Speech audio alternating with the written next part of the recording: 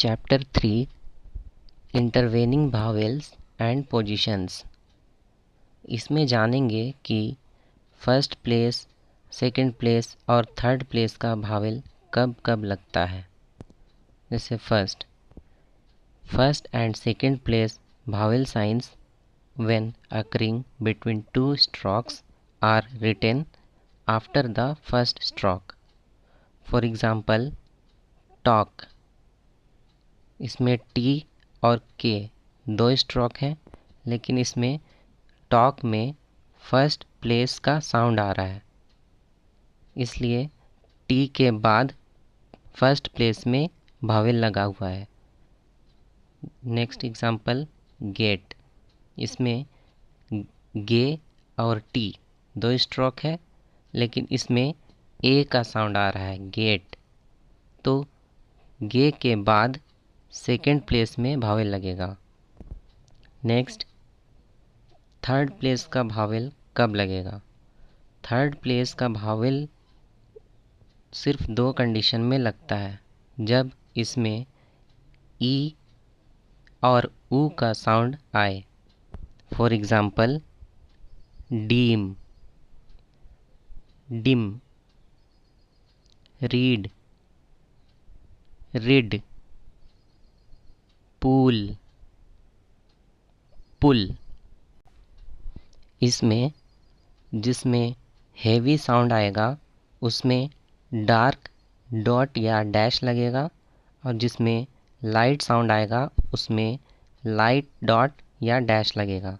जैसे डीम, इसमें dark sound आ रहा है इसलिए डार्क डॉट लगा, और डिम इसमें लाइट ई का साउंड आ रहा है इसलिए लाइट डॉट लगा है। अब जानेंगे कि फर्स्ट प्लेस, सेकंड प्लेस और थर्ड प्लेस का भावेल कैसे लगता है। जब भी आ, ए, ऐ, औ ये सब का साउंड आएगा, तब फर्स्ट प्लेस या सेकंड प्लेस में भावेल लगेगा।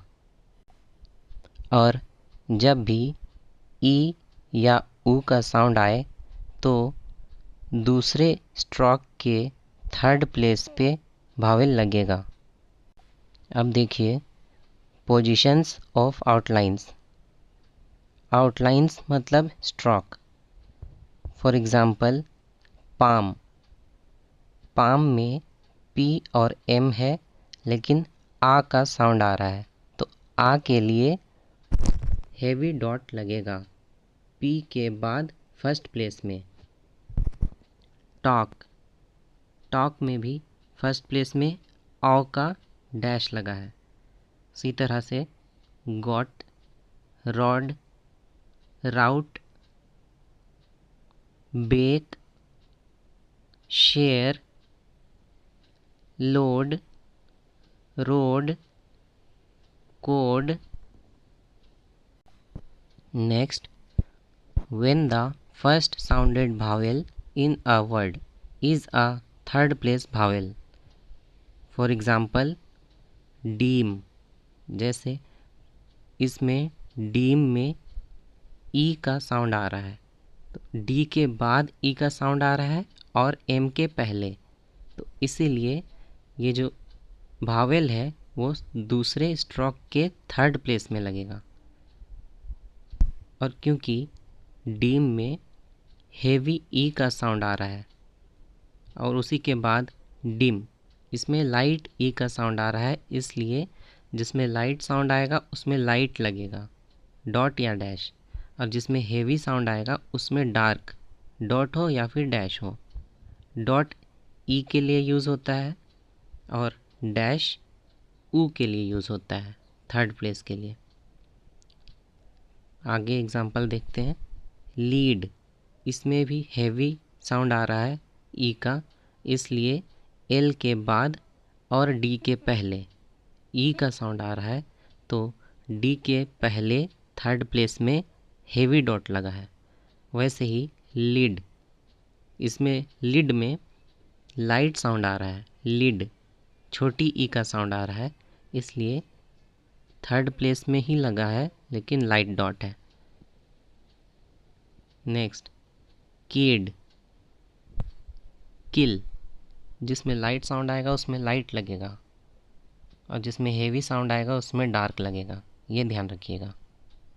Next the first up stroke and down stroke in the outline indicates the position as shown in the foregoing examples।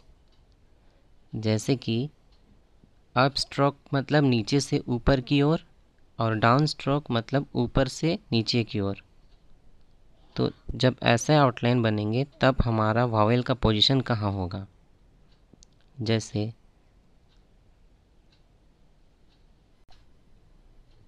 For example मॉकिंग, इसमें हल्का औ का साउंड आ रहा है, इसलिए ये लाइन से बेस लाइन से ऊपर लिखा जाएगा।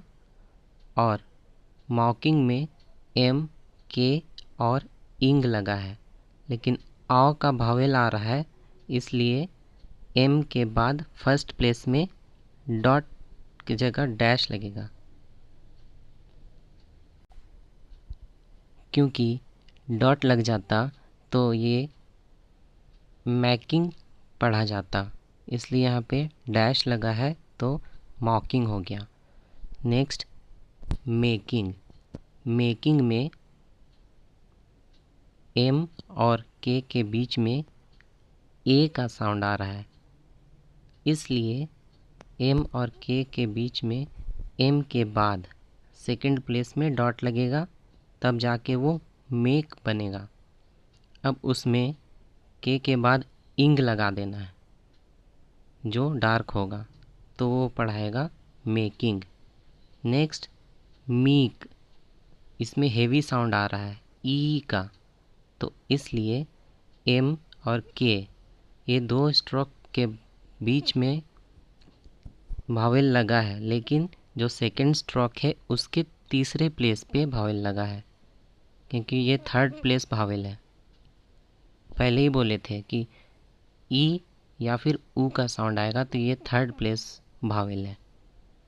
नेक्स्ट है कुक, ये कुक नहीं है, ये कुक है, इसलिए के बाद जो के आया है सेकंड के, उसके थर्ड प्लेस में डैश लगा है, लेकिन ये लाइट डैश लगा है, डार्क नहीं लाइट, क्योंकि इसमें उ का साउंड आ रहा है, ऊ का नहीं, इसलिए ये कुक है। बाकी नेक्स्ट डिक्टेशन के लिए सब्सक्राइब करें। Thank you.